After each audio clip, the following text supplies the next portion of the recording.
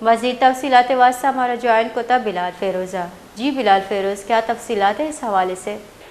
جی بالکل، گزشتہ روز کوئٹہ میں جو بلوچستان عوامی پارٹی کا جنرل کونسل اجلاس ہوا، جس میں جو ہے پارٹی ورکرز نے کثیر تعداد میں شرکت کی اور تمام جو سینئر ممبران ہیں پارٹی کے، انہوں نے بھی اس میں کثیر تعداد میں شرکت کی۔ اس میں جو ہے سابق وزیر اعلیٰ بلوچستان عبدالقدوس بٹنجا جو ہے پارٹی سے اس صدارت سے ہٹا دیا گیا، اور اس کے علاوہ جو ہے نواب زادہ خالد مکی جو ہے وہ باپ پارٹی کے نئے صدر منتخب ہوئے ہیں، اور صدارت کے لیے جو ہے نواب زادہ خالد مکی اور عبدالکریم آغا نے جو ہے کاغذات نامزدگی رکھ رہے تھے۔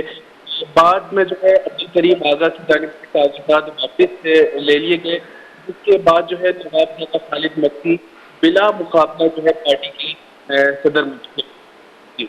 جی بہت بہت شکریہ بلال فیروز، ہمیں تفصیلات سے آگاہ کرنے کے لیے۔